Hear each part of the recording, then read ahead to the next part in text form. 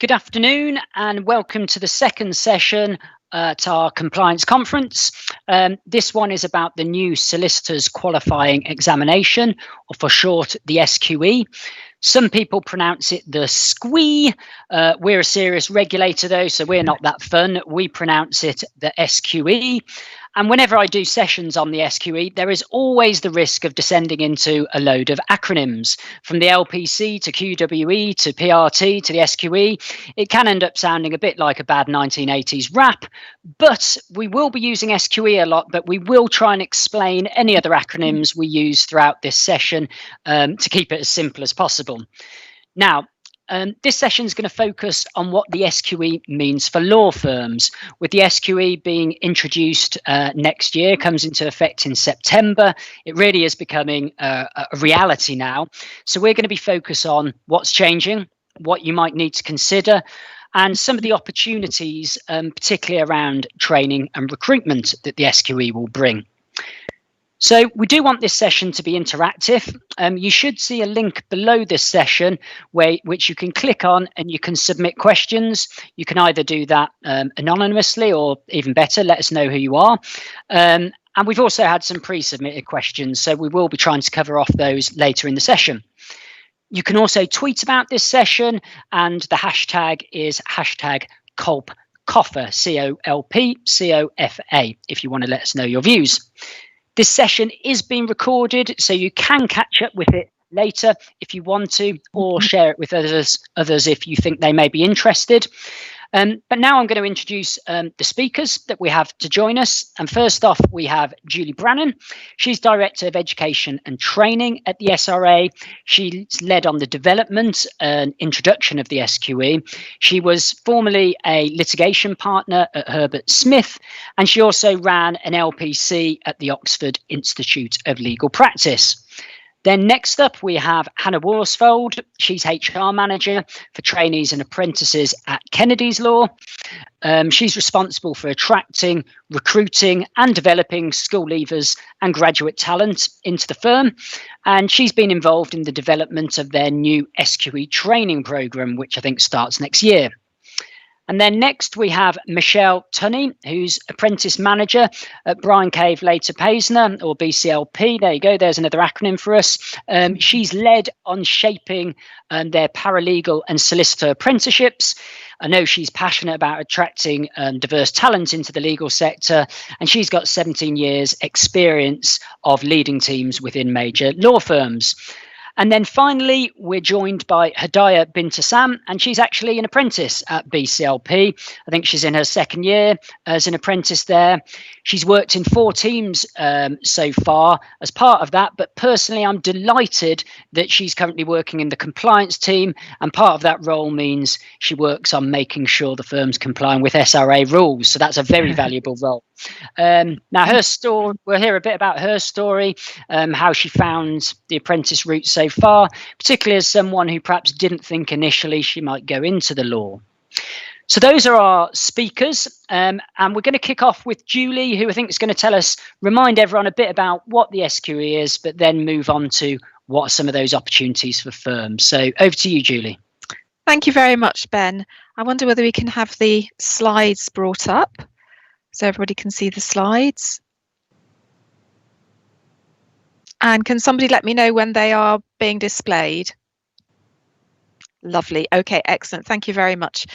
Great. Okay, so moving then on to the first slide that has our jigsaw puzzle on it. Let me start off by just reminding everybody what SQE is and why we are introducing it. So it's a single robust examination that all solicitors will have to take regardless of how they have trained. And if we look to the pieces of the jigsaw puzzle, and those of you who've been to previous compliance conferences will recognise our jigsaw puzzle because it's a really handy way of expressing all the little elements that go into making up the new route to admission as a whole. What we require is that everybody, by the time they are admitted, has a degree or equivalent qualification or experience, has passed both parts of SQE, SQE1, the functioning legal knowledge test, and SQE2, the practical legal skills test, that they have met our character and suitability test, our character and suitability requirements for admission as a solicitor, and that they have completed qualifying work experience. And to remind everybody, qualifying work experience must be at least 2 years full-time equivalent in length. It can be much broader than a training contract. It can be working as a paralegal or as an apprentice. It can be really doing anything in legal services that gives the candidate the opportunity to develop the competencies that they need for practice as a solicitor, which we have set out in the Statement of Solicitor Competence. So those are the 4 requirements that together go into the SQE. SQE will come in about this time next year. So the regulations themselves will come in on the 1st of September 2021. We've now had our final stage approval from our oversight regulator. So this is definitely happening. It's definitely coming. And we'll look in a little bit more detail in the next slide at the stages which will help us get ready for the first live assessments.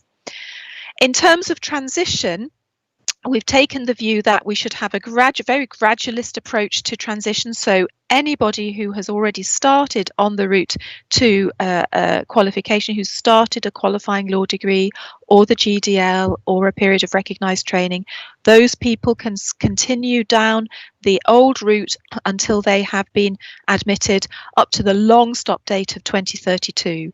And really importantly, for those of you who are offering training contracts, you can offer an old style training contract to anybody who is in that transitional cohort. You can even offer a period of recognised training to somebody who's not started yet down any of those routes, provided you do so by the 1st of September 2021 and that the training contract starts by the 1st of September 2022.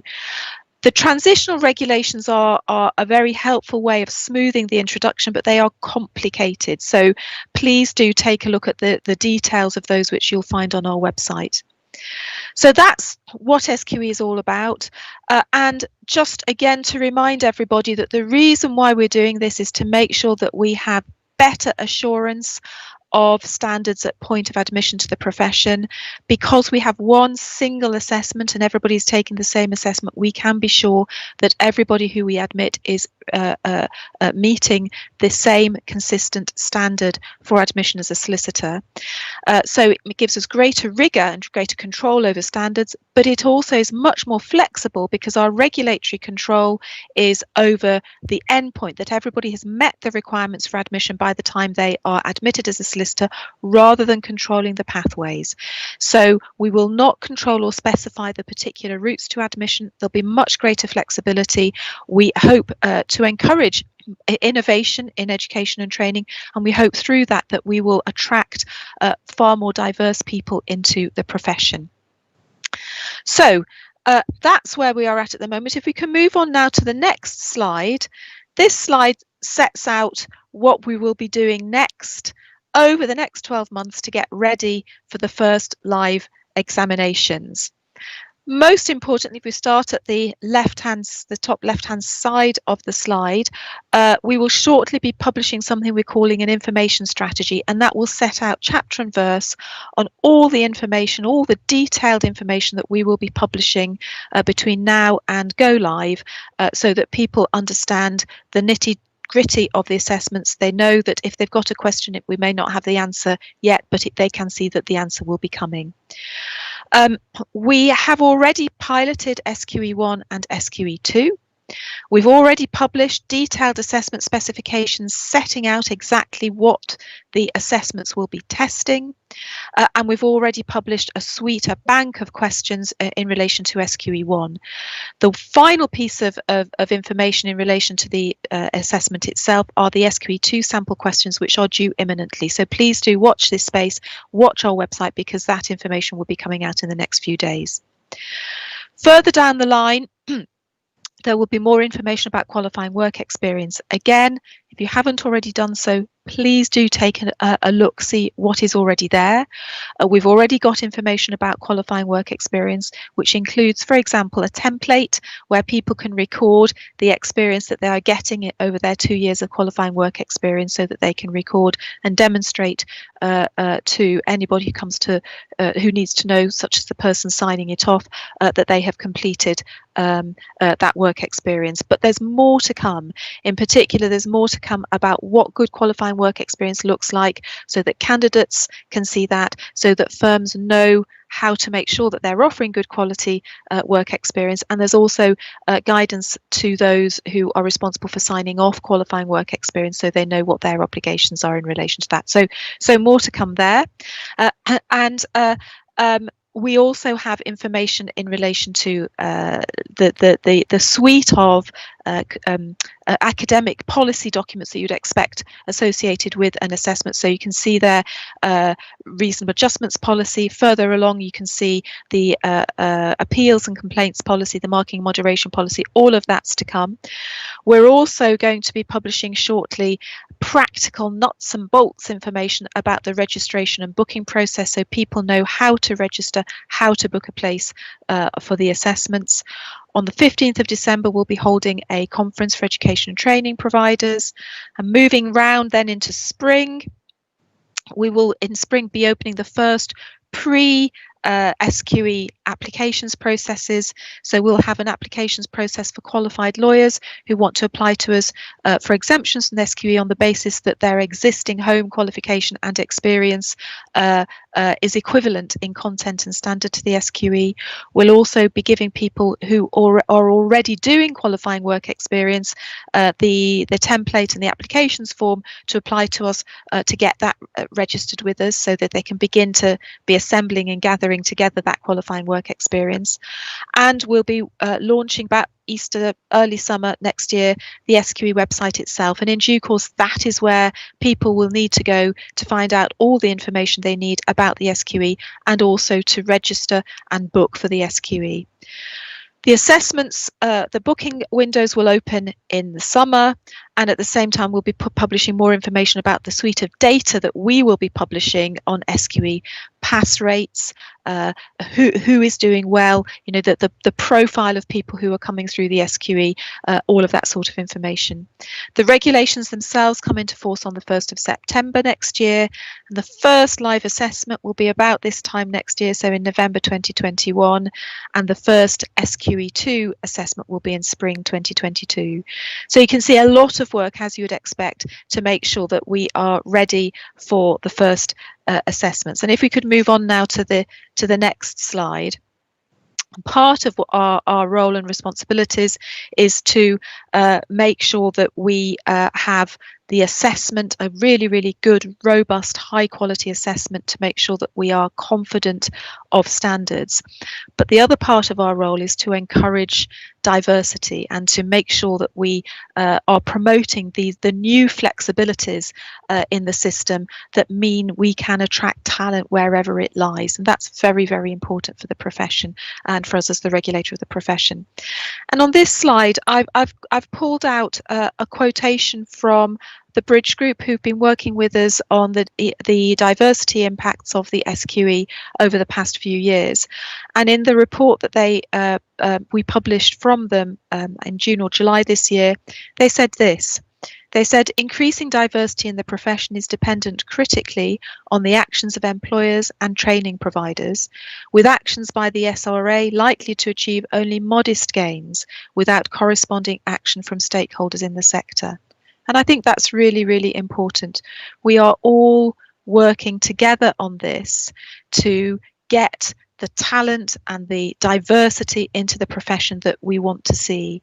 And that means a critically important role for firms who are finding and recruiting and selecting talent into the profession. And it means really looking hard at your processes and your systems, understanding what you can now do that you couldn't do before, and thinking about taking advantage of those new freedoms and those new flexibilities. So as I say on the slide, those of you who are employers who currently employ trainees, where else can you go? Where can you look to find other talented individuals who we would welcome into our profession? Have you thought about 18 plus admission? Have you thought about your paralegals? Have you thought about your long-serving employees who might have an ambition to qualify as a solicitor? You know, there are lots and lots of people out there with talent who could make a fantastic contribution, and the new system will make it easier for you to pick those people up and help support them into qualification as a solicitor. And similarly, those of you who don't currently offer training contracts, you might want to think about whether you could offer qualifying work experience. There is no need for you to register with us as a training provider. There is no need for you to offer 3 different areas of practice. It's a lot easier. So you know, if you are interested in that, if you think you can make it work for you and your businesses, then please do have a look at what we've got on our website, which will explain to you how qualifying work experience operates and how you can make that work for your organisation. We do want to work hard and collaborate with the profession. So if there's anything else that you think you would find helpful for us to do, please do let us know. And on the slide there, we've set out how you can contact us, and we'd be very, very keen to hear from you if you think there's other forms of support that you would find helpful from us. Moving on then to my final slide, I think in the context of all this, it's important to recognise and let everybody know that we are already seeing an awful lot of change happening in the profession and in the legal services market. I beg your pardon, the legal training market. What we are seeing now is really lots of innovation. Of course, we've got traditional classroom-based delivery, but we're also seeing new online courses being introduced. We're seeing integration between classroom and work-based learning. We're seeing courses which are very specifically focused around the demands of the SQE, and we're seeing courses which are much broader, which include things like commercial awareness or legal tech or project management or specific specialist areas of law. So lots of different ways of studying as well as lots of different content into the courses. So do keep an eye out for what is out there and what's happening there. Again, we've got not just the trainee pathways, but the apprenticeship pathways and the paralegal model. So lots of different models, and I hope the speakers who are going to come on in a moment will speak about that. Please do pick up the phone to your local universities. Local universities are very keen, from my engagement with them, to work closely with the profession. They have a very, very big employability agenda. So you picking up the phone to them will get you on their radar so that you can understand what talent is out there already. Working with your local schools, and again, I think some of the speakers may be talking about how they have gone out to their local community schools as well as universities to try and find the talent out there. So work closely with your local communities to get that talent into the profession. We are seeing new entrants join the legal training market. We're seeing major entrants from Barbary in North America, who do the New York bar training, to the College of Legal Practice, which is the preeminent trainer in Australia. So we're seeing very major new entrants into the legal training market, which is great, and we're seeing them bring in new training models and lots of innovation in what they offer. And we are seeing price competition. So as many of you will know, the LPC can cost up to £17,000, and then of course there's the price of the PSC, the practical skills course, on top of that. What we are seeing in the market is that the focused courses plus SQE training can all come in at below £10,000. So we are seeing, that is a cost, that is still a lot of money, and we need to recognise that. But that cost can be spread over time. It can be integrated. There are more opportunities for people to earn and learn at the same time. Of course, if people do an apprenticeship, then the cost comes out of the apprenticeship levy, which is fantastic. And if people go to university and do university integrated training as part of a law degree, that also it means no extra training costs on top of the assessment costs of the SQE. So there are ways to keep the costs down, and that's very important. So lots of opportunities, but also we hope a very, very good, rigorous assessment that makes sure that we can be absolutely confident that people who pass and come through the new SQE route can be good practitioners and will support and promote the solicitor brand going forward into future years. So thank you very much. That's all from me, Ben. All right. Well, thank you very much, Julie. That was a really helpful whistle-stop tour through the SQE and what it means to firms. We've actually had a few questions come in, so I suggest perhaps, Julie, we'll pick up on what you've just said and run through a few of those questions, and then we'll, before we jump onto a conversation with our other panelists. So first off, we've got a question from Natasha, and she's asked, is there a requirement for a training contract? And then she's got a follow-up question, but do you just want to speak through that first, Julie? Yeah, it's a very good question, Natasha. Thank you very much for that. So what I would say is there's no requirement for a training contract per se, but a training contract, if a firm wants to offer a traditional training contract, they're absolutely entitled to do that. And of course, it would meet our requirements for qualifying work experience. If you want to go down that route, that's absolutely fantastic. And you just need to make sure that the new sign-off arrangements, which are slightly different, are complied with. But a training contract gives people the opportunity to develop the competencies in the solicitor, the statement of solicitor competence, and therefore that's what we would need to see demonstrated. So that would work absolutely fine. And if you're doing a traditional rotation around the firm and you want to continue with that, that's entirely up to you. You don't have to, but if it works for your business, you certainly can. And that's the greater flexibility you were talking about. So training contract goes as a regulatory requirement, but actually, and I think a number of firms have told us they intend to carry on offering training contracts. And Natasha also had a follow-up question, which was, how should I prepare a trainee for SQE2? And I imagine the answer to that's going to be a little bit of, it depends, doesn't it? But absolutely. But the critical thing is that what you're going to want to do is develop in the trainee or the person doing qualifying work experience the competencies which are set out in the statement of solicitor competence. And if you have a look at the template that I mentioned, it's designed around those competencies. So you want to give somebody the work that enables them to develop their client interviewing skills or their writing skills or their research skills. It's not that different in a way to what happens at the moment in a training contract. You want to give them that broad range of experience, exposure to clients, so that they learn how to communicate to clients, how they learn those client handling skills. I think it's also important to remember that people start probably a bit of a way below the standard that you want to get them to get to at the end of the training contract or the period of qualifying work experience. So start on more straightforward tasks and build up incrementally over time to get to the right standard. We've got two documents which are important to refer to: the statement of solicitor competence and the threshold standard, which describes the standard that we want people to reach by the time they're admitted. And if your trainees will be doing SQE2 towards the end of that period of 2 years, also have a look at the assessment specification for SQE2 and the sample questions which I mentioned, which will be out shortly, which will mean that you can also use that experience to help them get ready for SQE2 and get used to the sorts of very practical, hands-on skills exercises that they will be tested on through SQE2.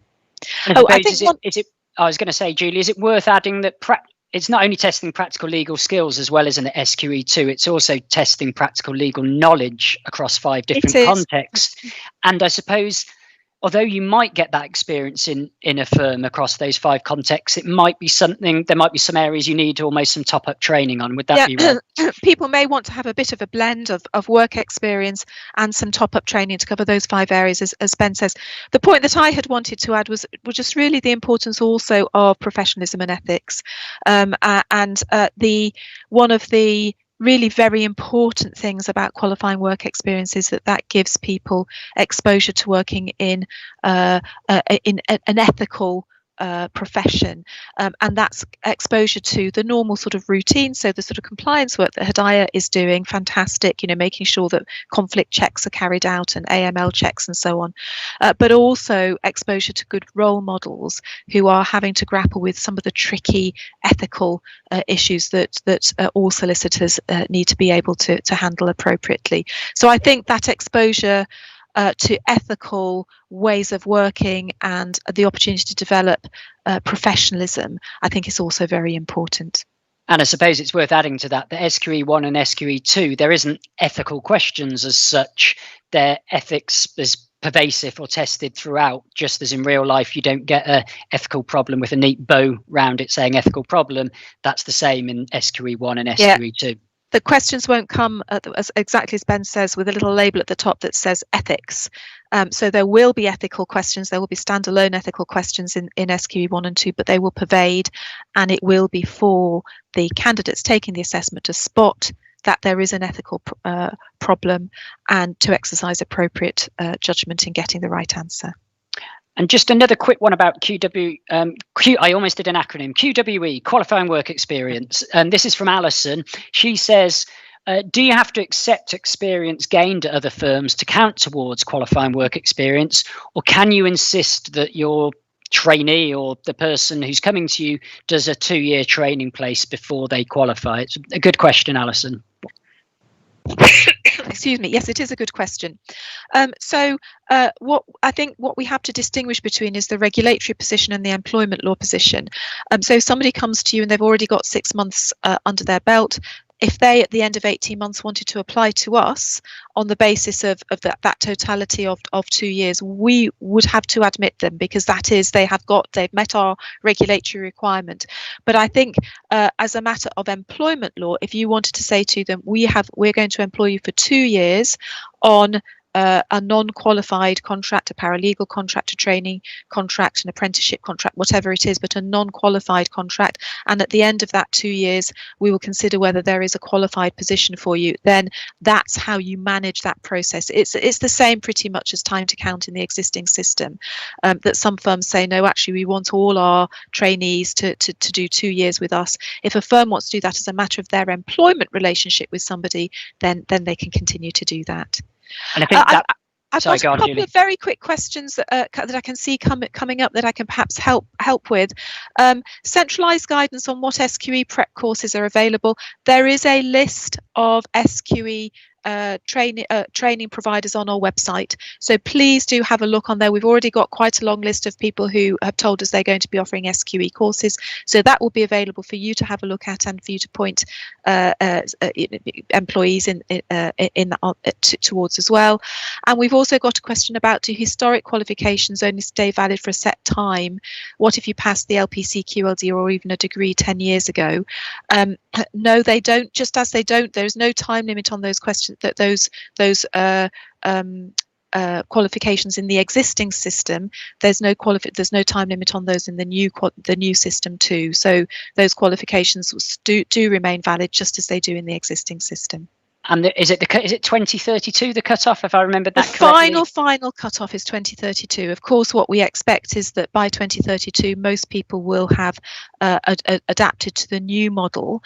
And I guess one final thing, because I do want to hand over so you have an opportunity to hear from other panel members.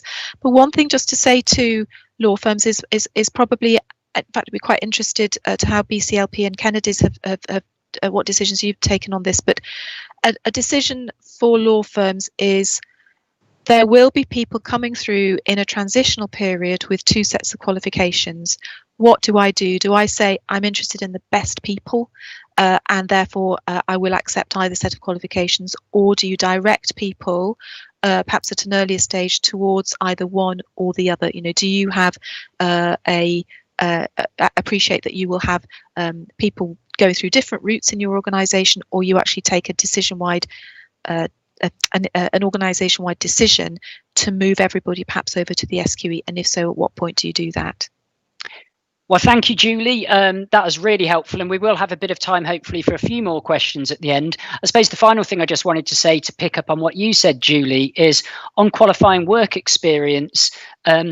we do have guidance out there. We're going to build on that guidance, but I suppose that point about the expectations going into qualifying work experience is absolutely vital, that both law firms and solicitors, and also those who are aspiring solicitors, have that dialogue early on to clarify what the expectations for both parties are out of the qualifying work experience, because that will avoid any problems or people having different expectations further down the line. Spot on. I mean, it's just good employment practice, isn't it, to have good communication channels with between employer and employee. Yeah, but I agree with that entirely.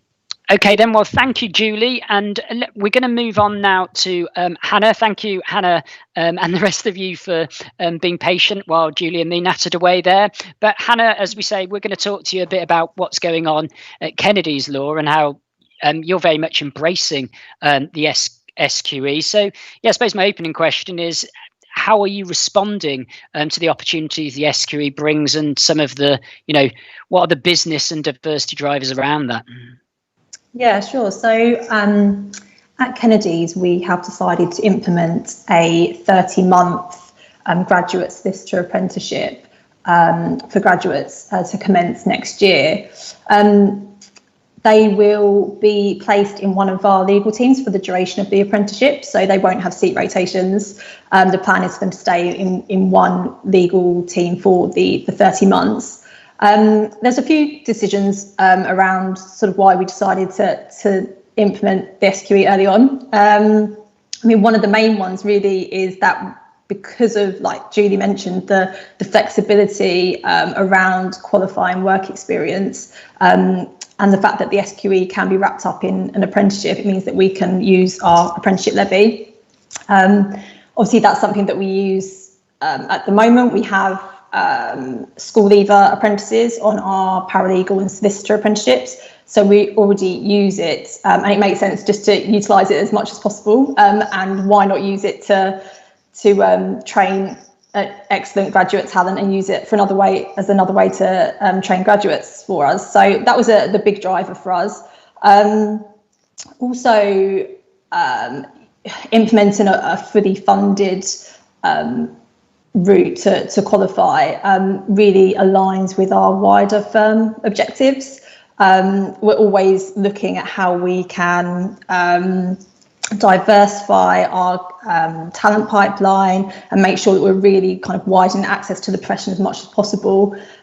So yeah, like I say, offering a fully funded earn as you learn route to qualify for graduates really kind of aligned with what we were thinking in terms of diversity for the firm.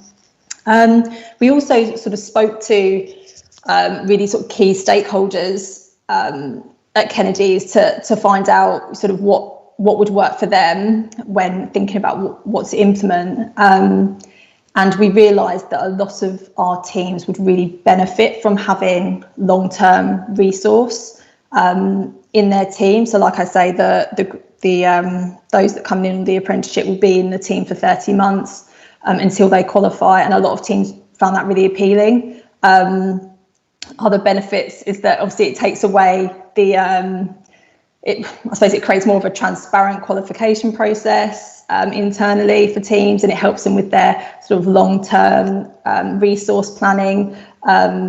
So yeah, when we sort of went out to the business to sort of see what their thoughts were, a lot of teams found it a very appealing option to have the graduate solicitor apprenticeship.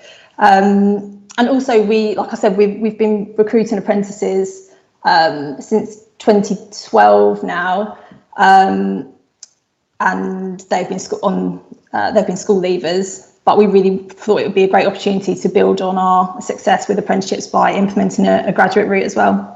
And for that graduate route, as far as I understand, you're doing there's a day release model, so people do the on-the-job training, but then they also get to, for want of a better term, do classroom training or what might be virtual training in the current world. Why did you choose that model? And I suppose, was there any kickback from partners at the firm saying, no, we need these people on the job? Yeah, sure. To be honest, we didn't actually have a lot of pushback for the day release model, which was good. But I suppose because we have our current paralegal and solicitor apprentices doing that day release model already, we have teams that are very familiar with the model. They know that it works. They understand how it operates. There wasn't too much pushback. Again, actually, a lot of senior stakeholders were very much in support of offering a earn as you learn model for graduates as soon as they leave university, so they can graduate from university and then start at Kennedy's earning a full-time salary and starting on that route to qualification straight away. There is another option. So there is an upfront block learning model where I think the graduates will study at the training provider for 8 months or so full time and then start at the firm. But like I say, we were very keen to offer an opportunity straight from university to graduates. And also, we make the teams very aware of, what's involved, how chargeable hours targets will look, and the fact that we have to take into account the fact that they will be out of the office for 1 day a week to focus on their apprenticeship study. So we do sort of try and take that all into account and inform all of our team leaders. So when it comes to budgeting and looking at their financials and things like that, they're very aware of how it will work. And it hasn't been problematic for us at all. So something else to mention is that we have sort of acknowledged that internally we are going to have employees that are perhaps working as a paralegal, litigation assistant, and have at least 2 years of work experience behind them. They may want to qualify via the SQE. So we have recently come up with a internal qualification policy for that pool of people, so they can also attend a SQE prep course called the STC, so it's the Solicitors Training Course. And presumably, are they pretty positive about that, presumably, because it's a chance that actually someone who might have been very good but not able to necessarily offer a training contract to actually then has a route for career progression, yeah? Yeah, absolutely. Yeah, we just want to obviously support our junior members of staff, and there are, we have a lot of this, we call them litigation assistants. We have a lot of litigation assistants who have that experience and are perhaps operating at a really high level and have the support of their team to qualify. And we wanted to offer a way for them to do that doesn't impact their work too much. So yeah, we have put into place a qualification policy for them. So like I say, they can attend the STC part-time to qualify that way. So essentially the STC is a prep course to make sure that you're fully prepared and can pass the SQE first time, and they can do that alongside working at Kennedy's as well. And just one final question before we move on to Michelle and Hadaya.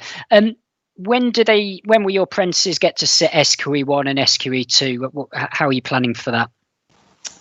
Yeah, so they will. I mean, the exam systems are sort of dictated by the exam windows, but the first cohort will sit the SQE 1 around a year into their apprenticeship. And then they have to sit the SQE 2 during the final 6 months of their apprenticeship. So we would be looking at our first cohort starting in September 2021 and qualifying around February 2024. But we also actually have some solicitor apprentices already at Kennedy's, school leaver apprentices doing the solicitor route. And they will be the first ones to qualify via the SQE at Kennedy's. So they will be looking to sit the SQE around the end of 2022. Excellent. Well, so that was a really useful run through, Hannah. I'm sure we could go into more detail, but I'm aware of time. So we're going to jump over to Michelle and Hadaya. So Michelle, perhaps you could kick off telling us a bit about your apprenticeship programme and what the benefits you've seen from it. It's been running a few years now, hasn't it? Yeah. It has, yeah. Thanks, Dan. So yeah, I think we were about the same. Our first apprentices will sit SQE 1 probably in the April or November of 2022. So yeah, one of the first ones to sit it, which is great. But there's two different options that you can do on an apprenticeship. So you can do the Trailblazer route, which is 6 years straight from college through to qualification, or you can actually split that into two separate apprenticeships, which is the route which we adapt. So you can do a 2-year paralegal apprenticeship, and then SILEX actually govern an endpoint assessment. And so long as people pass the endpoint assessment, are performing well at work, they can actually go through an internal promotion process then onto the solicitor apprenticeship. We do find that actually works well for us, because I think 6 years straight from college, you've never worked in a law firm before. Do you actually enjoy law? Is law what you expected it to be? So we just think it works really well, giving them that opportunity after the 2 years.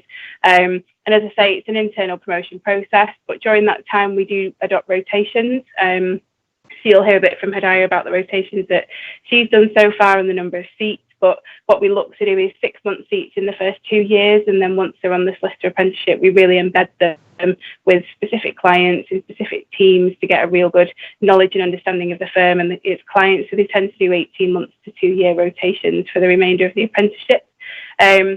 We've more recently also brought in a promotion opportunity, which is fantastic, and actually was on the back of the request of our solicitor apprentices.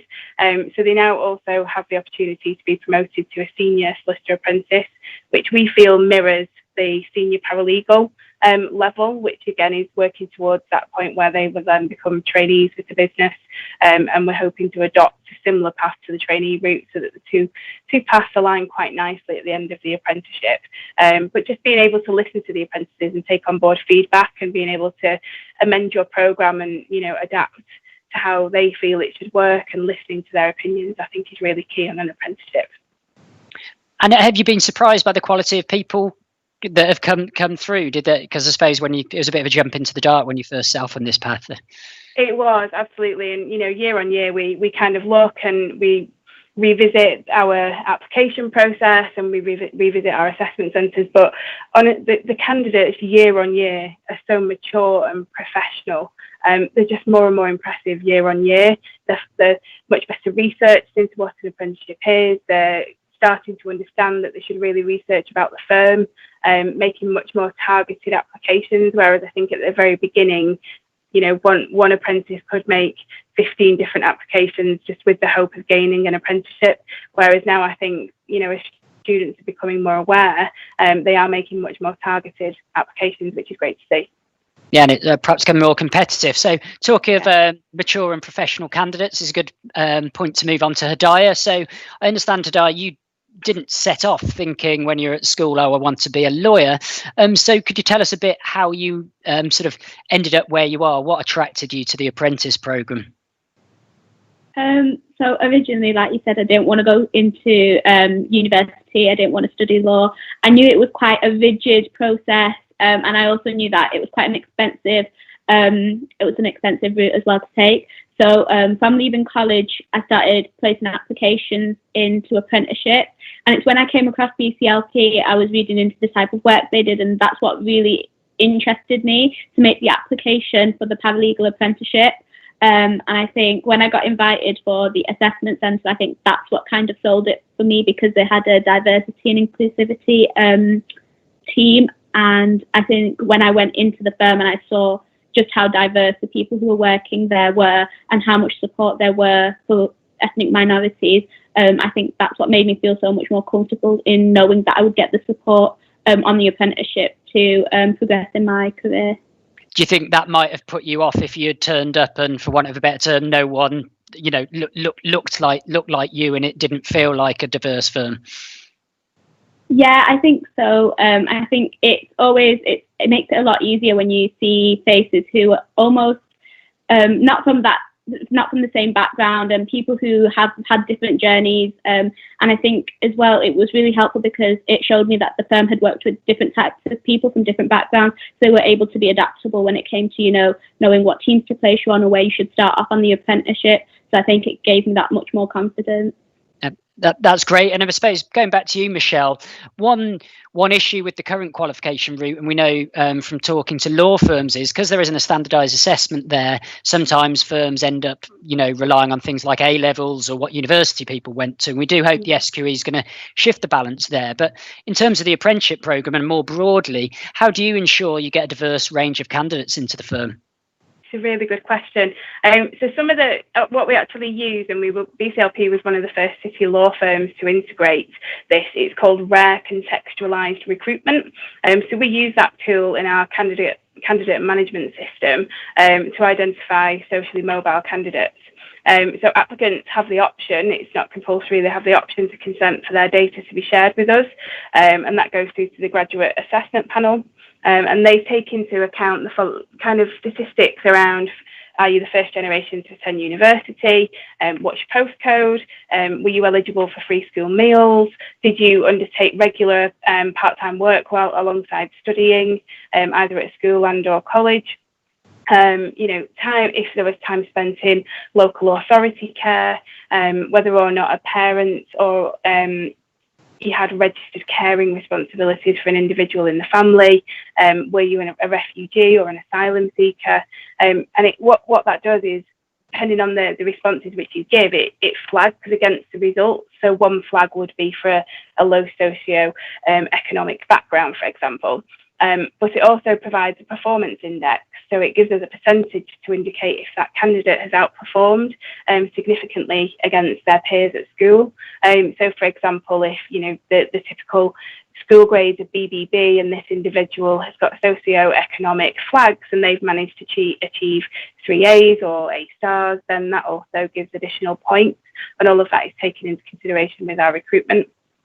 One thing which I'm really proud to say actually is the social mobility index has just been released this year, and BCLP is ranked 4th overall, and that's not just against other law firms, that's against all areas and diverse businesses across the country, and we're actually the top law firms. So we feel that's helping us ensure we have a streamlined approach, and we work with our graduate recruitment team really closely. And actually we're looking at changing their name now to the early engagement team, because we just feel that fits better with what we're trying to achieve.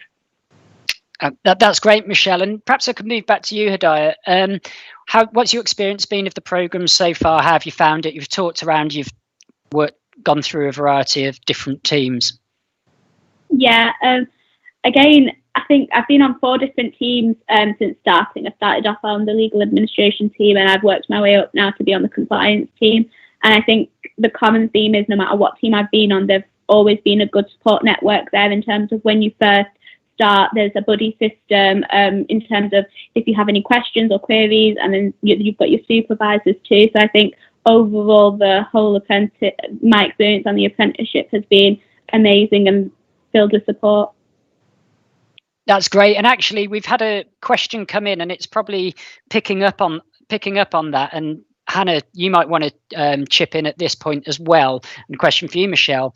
Do you think with apprentices, you want to give them as diverse a range of experiences as possible, or are you planning to hone in on, sort of specialising them, so to speak? But I don't know whether Michelle or Hannah, one of you want to go first on that one.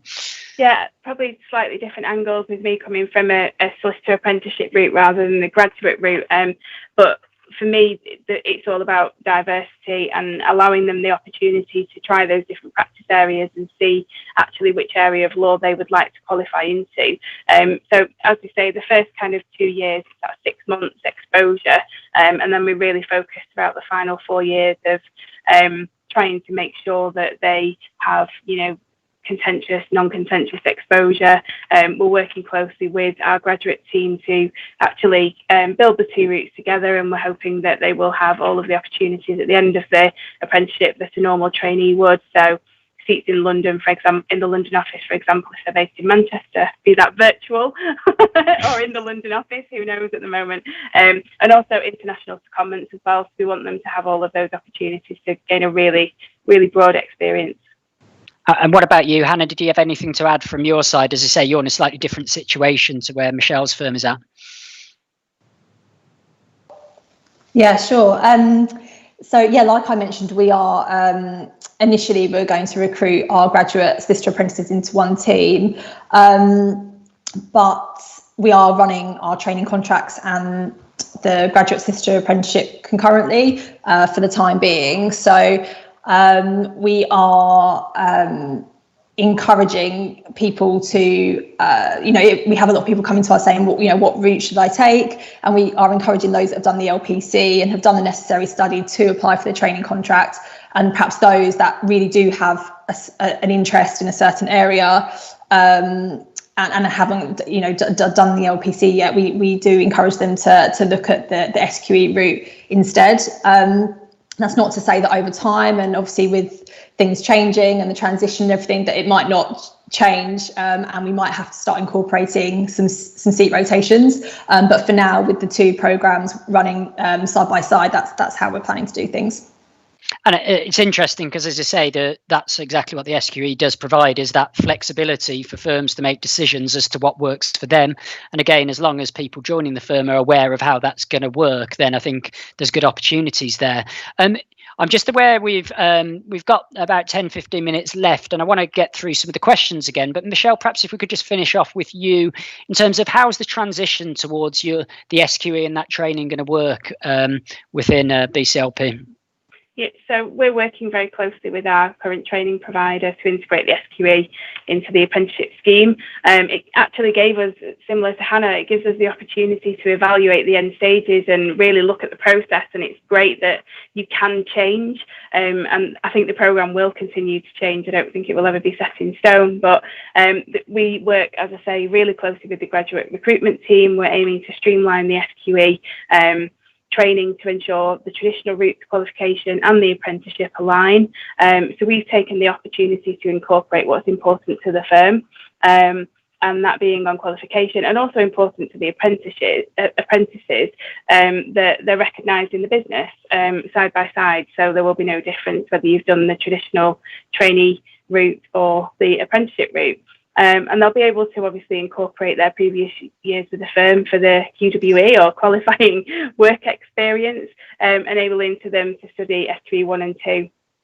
We're actually looking at doing the block study programme, so we want to add it on to the end of the LLB. We're actually looking at pushing the LLB up to a master's alongside doing SQE 1, and then they will do 3 seat rotations, and then as required under the apprenticeship scheme, they will do the SQE 2 in the latter part, the final 6 months. And then our apprentices are actually very keen to then take a sabbatical while they, after 6 years, some of them 7 on the older programme of hard study, while we await the outcome of the SQE 2 results. Well, Michelle, I think we're all keen to take a sabbatical, but sometimes that isn't an option. But thank you, excuse me, for talking through that. I'm just aware we've got about 10 minutes, so I suggest we jump on to answering some of the questions that have come in. But that was a fascinating conversation, so thank you for contributing to that. So first off, we seem to have a surfeit of people with Scottish interest in the questions. So I'm just looking down here. So let's try and run through those, and I think it's likely to be for you. So first off, we've got someone who wants to get their QWE signed off by their supervisor, but they're not an SRA regulated solicitor, and they've talked about their boss is Scottish or an overseas solicitor. How does that work? That was a question from Alicia, so thank you for that. Julie. Yeah. So good question, Alicia. Our rules do require that QWE qualifying work experience must be signed off by a solicitor of England and Wales. That's an important protection for us. It does mean that that's an important regulatory declaration made to us, and were it ever to happen that a declaration that was made which was not correct, it would enable us to take appropriate regulatory action in relation to it. So it's a very important protection to the integrity of the qualifying work experience, that it has to be signed off by a solicitor of England and Wales. Clearly, we don't regulate Scottish solicitors, we don't regulate overseas solicitors or lawyers.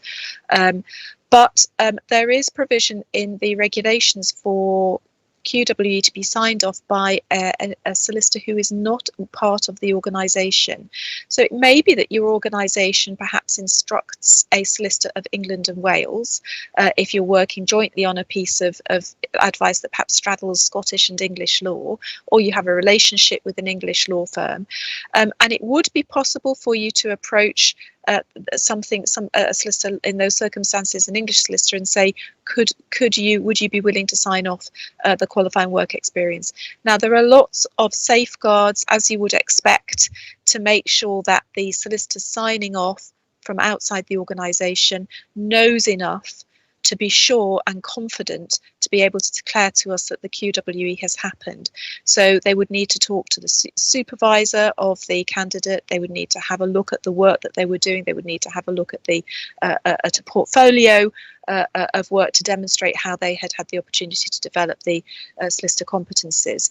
All of that can be found on our website, but I think that's the way round that particular problem. It must be signed off by a solicitor of England and Wales.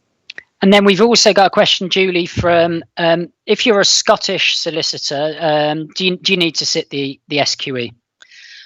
So at the moment, as you may know, though, it is possible for Scottish solicitors to get exemptions from parts of the Qualified Lawyers Transfer Scheme, and we will be working with the Scottish Law Society to see whether it's possible to have some exemptions for Scottish solicitors from the SQE, but we haven't yet done that piece of work with the Scottish Law Society. So that's coming soon. Now, another question, again, aside, this is for Julie. I will bring in our other panelists in a little bit, but Julie, some people are worried that will the SQE be as rigorous as the current training approach? It's something that always happens when a new assessment comes in. And there's probably particular concerns around some of SQE 1, which is single best answer, multiple choice questions. I suppose, what would you say to reassure people around the rigour of this assessment? Yeah. So first of all, they are single best answer multiple choice questions. So it does require people to form a judgment about which is the best answer from the alternatives that are available. What that form of assessment enables us to do is to test across the breadth, the very broad range of legal topics that people who want to qualify as solicitors need to know. If you think back to the days of taking your contract law exams or your land law exams, traditionally you might have 3 essays to write. All that showed is that you knew those 3 topics. Perhaps you got lucky, you'd question spotted, you'd revised 3 topics, and that's all you knew. That's all that it demonstrated, that you knew those 3 topics. It didn't demonstrate a breadth of knowledge outside those topics. The form of assessment does make sure that we can be much more confident about the breadth of knowledge. It also is designed to test the right cognitive skills. So it isn't just about recall, it is about problem solving, taking a scenario, working out what the relevant legal principles are. And actually the first thing is to characterise the nature of the problem. Is this a contract law question or is it a land law question? That's the first thing you have to work out, and then identify the right principles and apply them to form a judgment and reach a decision.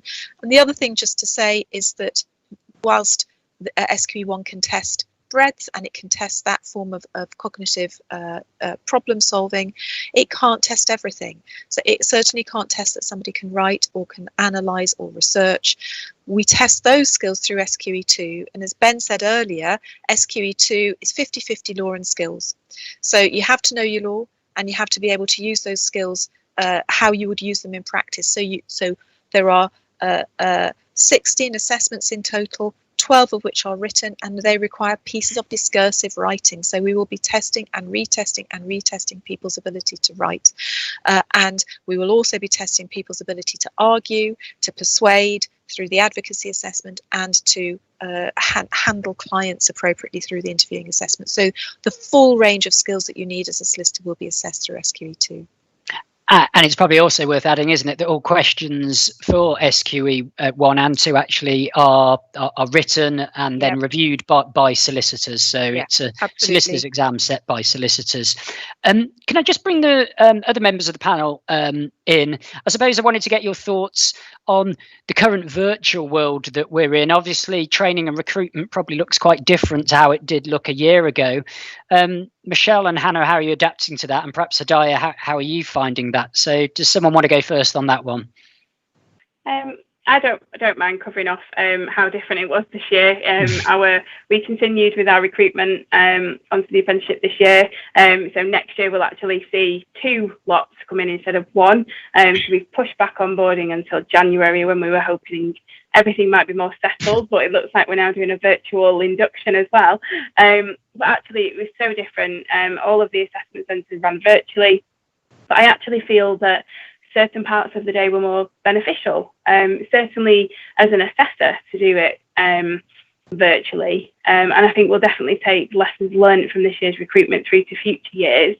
If I was to give an example, I think it would be assessment criteria such as spelling, grammar, written exercises. They can be done outside of your assessment centres, cutting down the time, the need, for involvement for individuals in the office, and also for the students or the candidates attending the assessment centres.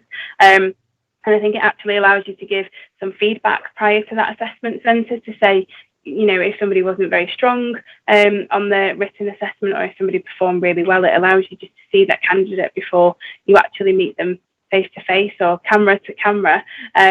But I think it also gave us the opportunity, you can't hide away when you're on camera, and it actually allowed me to see all 8 candidates. Were all facing me. I could see every reaction. I could see how an individual would try and speak and maybe was overshadowed by somebody else, and it gave me insights that you just wouldn't get when you're in a room. So there'll definitely be aspects that we will take forward, I think, into our future recruitment. Well, you've made me super conscious now, Michelle, of how I'm coming across on camera. With everyone always knows they have their own sort of tics and traits that is fine for everyone else and you hate in yourself. But anyway, over to you. What about you, Hannah? How's it been from your end? Yeah, pretty similar. Yeah, we obviously ran virtual assessment days as well. We actually did start our trainees and apprentices in September and did a virtual induction. Which was, it was all very positive. I think what we've realised over the last few months is that trainees and apprentices are really noticing the lack of interaction and the opportunity just to network with each other and just have that kind of peer support. So we're looking at implementing a couple of things to help with that over the next couple of months, including like a mentoring buddy type system and some virtual networking events and that type of thing, just to help them on that front, because that's where we seem to see we're sort of getting the most feedback that they're missing that peer support and interaction with each other. Thank you, Hannah. And Hadar, how's it felt from your end? The risk is that you feel a bit at sort of sea or isolated. Has it worked well from your perspective? And any tips for firms on how they should interact with people who are in a virtual world? I think when the first lockdown occurred, it was quite easy to feel quite isolated, and when you might just walk up to someone's desk and ask a quick question, you just ended up typing an email and having to wait hours for a response. But I think now it's become a lot more streamlined in the sense that we have daily team meetings and we have check-ins with our managers scheduled. So I think there's a lot more interaction going on now, and I think everyone's adapted quite well to it. That's great to hear, and I'm sure Michelle's pleased you've given that answer as well. So I suggest we've just got a couple of minutes left. I know we're just slightly going over, but Julie, perhaps if I could just pick up another couple of questions for you, sort of maybe reasonably quick fire. So we've got a question from Lorraine. What does the SQE mean for unregulated businesses and routes to qualification as a solicitor in an unregulated business? So that, again, something that's opened up, hasn't it? Yeah, so that's right. Again, it picks up on what I said a moment ago. In an unregulated business, you may still be providing legal services, so that can potentially count to your qualifying work experience, but the experience must be signed off by a solicitor. So what you will need to do, it may be that you have a solicitor who you regularly instruct, and so who knows the organisation well, and you might see whether they would be willing to sign off qualifying work experience even though they're outside the organisation. So yeah, that can count as qualifying work experience, but you will need a solicitor who can sign it off, who agrees to sign it off, and who can be given sufficient information and be sufficiently close to be able to confirm to us genuinely that the qualifying work experience has taken place. And we've got a question from Clive. Obviously, the last few months, as we just touched upon, have shown the importance of tech, but tech is far broader in terms of its impact on the legal sector, and we've got a session on that tomorrow. But how is the SQE incorporating the need for junior lawyers to understand tech, Julie? Yeah, so legal tech is not part of the core things that we assess through SQE, and there are a number of reasons for that. Not least, if you think about it, it's taken whatever it is 7 years to develop the SQE. You know, if we worked out what the competencies were that we wanted people to demonstrate through legal tech, if we then specified them, consulted on them, developed an assessment for them, it would take far too long for us to develop that and bring it to market and get it up and running, and we'd always be behind the curve. We'd always be assessing, you know, sort of 3 years ago technology. So we think that what we can best do is get out of that space and leave it for law firms and universities to collaborate directly, freely, nimbly, to pick up on the skills that people really need and to train people in those skills. Can I say, Ben, there is a question I'd like to pick up on that has come in. Can I pounce on that? Is that all right? You can pounce away, Julie. So somebody has asked about what the SRA might be able to do to help smaller firms with support and guidance, so that they can quality check the qualifying work experience they will be offering and that it's equivalent to that at large firms. So I think that there are a couple of things that I wanted to say to that. First of all, as we've seen, actually qualifying work experience might well look quite different in different settings, and that's a good thing, and you know, something that we want to encourage, as long as it's aligned around the competencies set out in the Statement of Solicitor Competence. That's the critical thing. But and another thing to say is that law firms are not assessing the standard of performance of their candidates. We will do that through the SQE. So remember, qualifying work experience is just about giving people the opportunity to develop those competencies, and then those competencies are assessed through SQE.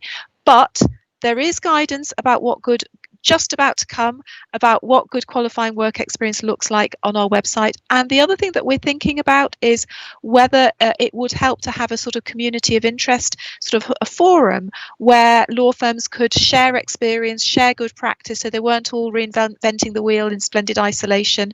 And that's something that we're actively considering now about whether we could take that forward. So we'd love to hear from you if you think that that would be helpful. If you'd like to be part of that community of experience, please do drop us a line. We've got that email address on the slides that from before.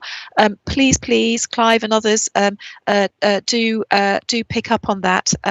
And if there is anything else that you have a bright idea about that you think would help us, please let us know about that too. And I'm going to have one final question before we go off. I don't know whether you can see it on the broadcast, but I can see it. Hannah's got a clock that is bigger than my house behind her, and that is reminding me that we're slightly over. But I wanted to just finish on money because, what better topic to finish on? And I think, Hadar, you already flagged up that the expense of potentially legal training might have put you off trying to become a lawyer, and that's what's so beautiful about the apprentice route, that you can effectively qualify earning while you earn and actually not paying for training. But if you're not going the apprentice route, Julie, do you just want to touch upon what training costs might look like, and on top of that is baked in the cost of the actual SQE assessment itself? Quite right. So the cost of the SQE will in total be £3,980. So that's £1,558 for SQE1 and £2,422 for SQE2. So that's a substantial amount of money. And as Ben says, on top of that, there are potentially training costs. A couple of things to say about that. First of all, those assessments will be split and taken over time, so that helps with the cost. If you do a law degree which integrates SQE training, and we know some universities are developing those, then that takes care of the training costs for SQE1. We know that some law firms are also looking at picking up the training costs for SQE2. They already paid the training costs for the PSC, so there's some possibility there. And there is also obviously much greater opportunity for people themselves to earn while they learn. So there's the spreading of the SQE costs over time, we hope will make it easier for people to cope with, rather than, as I said earlier, up to £17,000 for the LPC.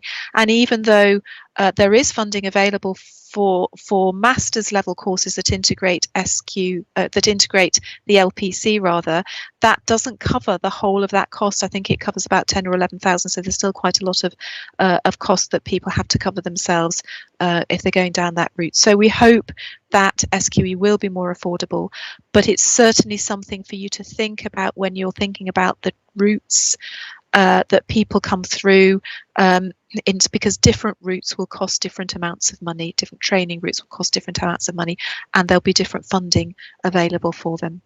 So I suppose it's not just about the affordability of the training, and we do think there will be more affordable training options than the current system, but it's also that point of the gamble you've got to take with the LPC at the moment. There are a lot of people put that money up front, then get stuck without unable to get a training contract, even though they might be very, very good because there's a limited number, and then they're sort of maybe a very competent solicitor ultimately, but they struggle to qualify because they can't get that golden ticket. So that's one of the things we're trying to address. And I think it's worth just reinforcing the point that Hannah made, that Kennedys have gone down the route of the graduate apprenticeship, which means that they can use the money that they're paying anyway into the apprenticeship levy fund, and that then can be used to fund that training for trainees, that your trainees or your apprentices, your graduate apprentices, so that they don't have to pay for that themselves.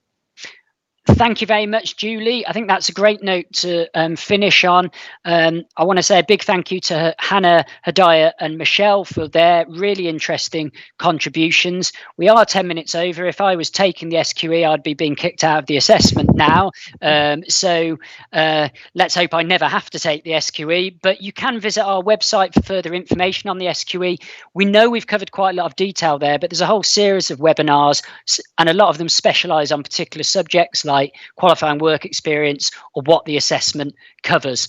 We've actually got a couple of webinars coming up in the next few weeks, one looking at lawyers who want to qualify from overseas, as well as looking through the SILEX route. So I know that's of interest to people.